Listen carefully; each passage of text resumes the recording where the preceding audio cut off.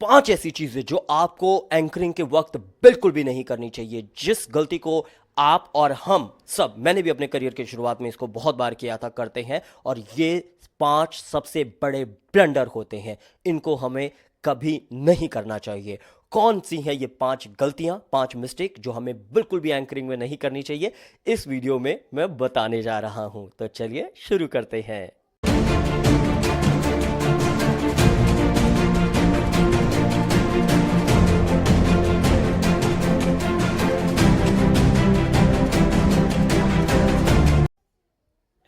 Hi, hello, and welcome. My name is Giri Sharma, and once more I welcome you all to my YouTube channel. दोस्तों, anchoring एक ऐसा profession है जिसमें आप अनगिनत पैसा कमा सकते हैं, अनबिलीवेबल पैसा कमा सकते हैं, लेकिन इसमें सिर्फ आपको hello and welcome we the people बोलना ही नहीं आना चाहिए। उसके अलावा बहुत सारे ऐसे पॉइंट्स होते हैं। ऑनेस्टली, हेलो एंड वेलकम से ज़्यादा इंपॉर्टेंट तो यही सारे पॉइंट्स होते हैं जो कि आपको ध्यान में रखने बहुत ज़्यादा ज़रूरी हैं। स्टेज पर वो 4 लाइनें तो कंप्यूटर से रट के या फिर इंटरनेट से रट के वो 4 शायरियाँ शाम होने लगी है, रात ढलने लगी है, हर कोई बोल सकता है। लेकिन आपको एक नॉर्मल नेक्स्ट डोर एंकर से, the best anchor of your city, the best anchor of the industry, और the maybe the best anchor of India कैसे कोई बना सकता है या कैसे आप बन सकते हैं, उसमें कुछ बातें जो ऐसी होती है जिनका ध्यान रखना बहुत ही ज़्यादा ज़रूरी है। पहली बात जो आपको कभी नहीं करनी चाहिए वो है never ever get over friendly. बहुत बार ऐसा होता है कि हमें लगता है कि नहीं, हमारे को ऑडियंस के पास जाके बहुत अच्छे से बात करनी चाहिए, उनसे बहुत ही अच्छा वातावरण उनके साथ बना करके रखना चाहिए, या शो शुरू होने से पहले क्लाइंट के साथ बहुत ही फ्रेंडली होकर के बात करनी चाहिए।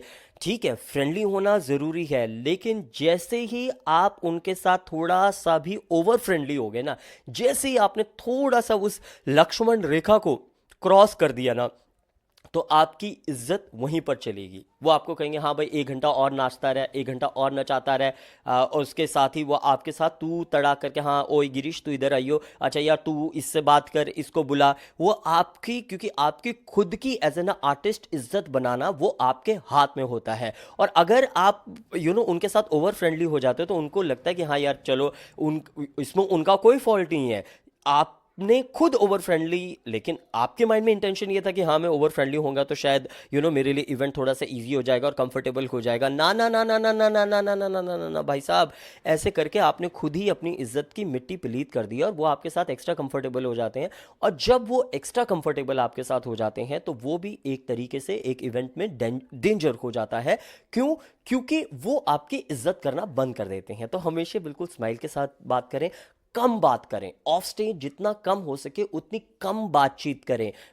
आपको लगेगा कि गिरीश भाई कैसी बातें कर रहे हैं, हमारे को तो लगता है कि जितना बात करें उनके बारे में जानेंगे। नहीं नहीं नहीं नहीं नहीं नहीं। जितना आप कम बात करेंगे उतनी आपकी वैल्यू बढ़ेगी। सो डेफिनेटली आपको पोलाइट रहना ज़रूरी है, कर्टियस रहना ज़रूरी है, लेकिन ओवर फ्रेंडली बिल्कुल भी नहीं होना है। इससे आपकी इज्जत डाउन होती है और वो आपको as a random person consider करने लग जाते हैं। पॉइंट नंबर 2 जो आपको कभी नहीं करनी चाहिए है, do not start until 50% audience is there. भाई साहब, जनरली इवेंट्स में ये होता है कि 10 इवेंट भी 10 लोग भी वहां पर आकर के बैठ जाते हैं ना, तो क्लाइंट आकर के बोलने लग जाता है कि हाँ गिरीश भाई ओके शुरू कर लो, लोग आके बोर हो रहे हैं, 10-15 लोग ही बैठे हैं या 4-5 बच्चे वहां पर आए हुए हैं, नहीं इन बच्चों के साथ आप कुछ गेम खिलवा दो, ये कुछ कर दो, ये बच्चे बोर हो रहे हैं। भाई ये बच्चे मैंने पैदा किए हैं क्या, या मैं पैदा करने गया था? इनकी मम्मियों की जिम्मेदारी है इनको संभालना। मैं यहाँ लोगों के बच्चे देखने के लिए थोड़ी ना आया हुआ हूँ। और जो 10 लोग पहले आ गए हैं तो अब मैंने थोड़ी ना ठीकरा ले रखा है कि उन 10 लोगों को मैं संभालूँ या उन 10 लोगों के साथ मैं करूँ। क्यों? क्योंकि अगर आपने कम ऑडियंस के साथ शुरुआत कर दी अपनी, तो फर्स्ट इंप्रेशन इज एवरीथिंग। मैंने अपने पिछले वीडियो में भी आपको बताया था कि आपके जो पहले 5 मिनट होते हैं वो ही सब कुछ है, वही पूरी एंकरिंग है भाई साहब। उसके बाद आप चाहे वहां पर नागिन डांस करें, चाहे आप उसके बाद पूरा हवन करें, चाहे आप उसके बाद अपना कथक करें, वहां पर कोई कुछ काम नहीं आएगा। आपके जो पहले 5 मिनट होते हैं वही एक इमेज क्रिएट करते हैं। तो आप क्लाइंट को क्लियरली बोल दें कि सर इतनी कम ऑडियंस में, I am so sorry, I respect you but I am so sorry to say that कि इतनी कम ऑडियंस में मैं नहीं शुरुआत कर सकता, मुझे मिनिमम 50% ऑडियंस चाहिए अपने शो की शुरुआत करने के लिए। अब उसमें क्योंकि क्या होता है कि बाय चांस आपने 10 लोगों के बीच में शुरुआत कर दी वहाँ पे, और 10 लोग में तो ऑब्वियसली पार्टिसिपेशन की प्रोबेबिलिटी 2 या 3 लोगों की होती है, तो बाद में वो खुद ही आपके ऊपर ना डिक्टेट करने लग जाते हैं, डिक्टेटरशिप होने लग जाती है। नहीं, ऑडियंस को मजा नहीं हो रहा है, कुछ और कराओ ना, कुछ और गेम कराओ ना, कुछ और बातें कराओ ना।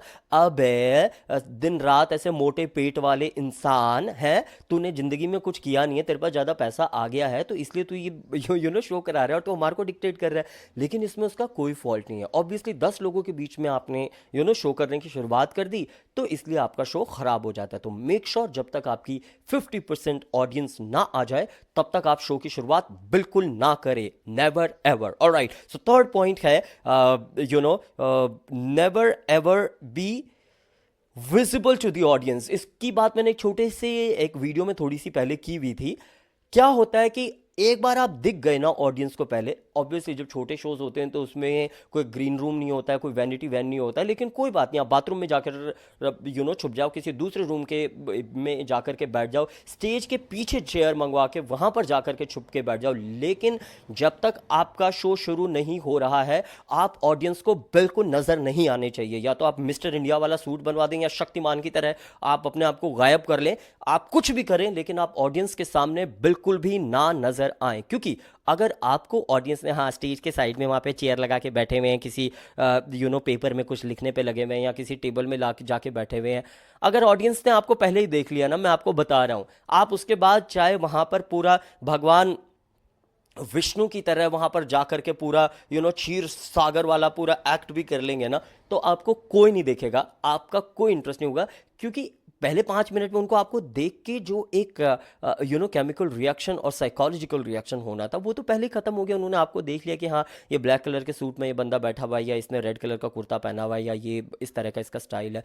सो make sure you are not at all visible to the audience before your show. You should be visible to your audience only once the show starts. अगर किसी को क्लाइंट को कुछ बात भी करनी है, तो उसको भी स्टेज के पीछे ही बात कर ले, बोले कि नहीं, I do not want to be, बहुत प्यार से, I do not want to be seen, क्योंकि फिर कोई मजा या लॉजिक नहीं रह जाता है। Point number 4, never ever. Alright, never pronounce the RAM.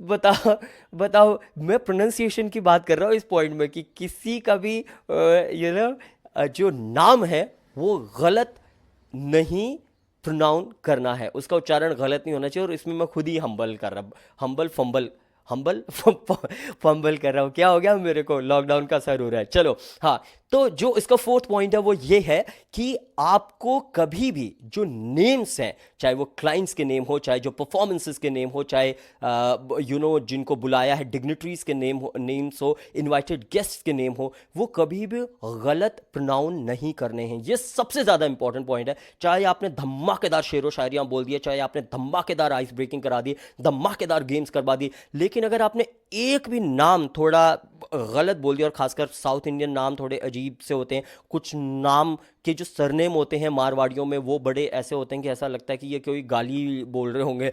तो मेरे को बहुत बार ऐसे नाम बड़े अजीब अजीब आते हैं, जो कि मैं इस वीडियो में भी नहीं बता सकता, क्योंकि ये एक फैमिली तरह का वीडियो है, तो बड़ी दिक्कत आ जाती है। तो मेक श्योर कि आप क्लाइंट के सामने उस नाम को प्रोनाउंस करें। अच्छा सर, मैं ये पूछना चाहता हूँ कि ये दिनेश लोढ़ा है, ऑलराइट, अच्छा ये एक सेकंड सर, आप, I know you are going, अच्छा मुझे ये बताइए कि सर ये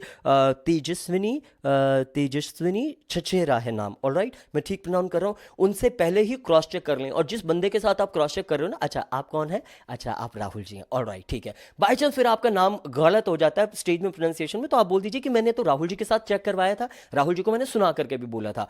क्योंकि अगर आपने नाम गलत प्रोनाउंस कर दिया, तो फिर आपकी कितनी भी ज्यादा से ज्यादा स्टेज की परफॉर्मेंस हो, एंकरिंग हो, उसका कोई भी मजा नहीं रहता है। सो मेक श्योर कि आप नाम्स को नाम्स बोला मैंने, देखो देखो, ये होता है हिंदी और इंग्लिश मिक्स हो जाना।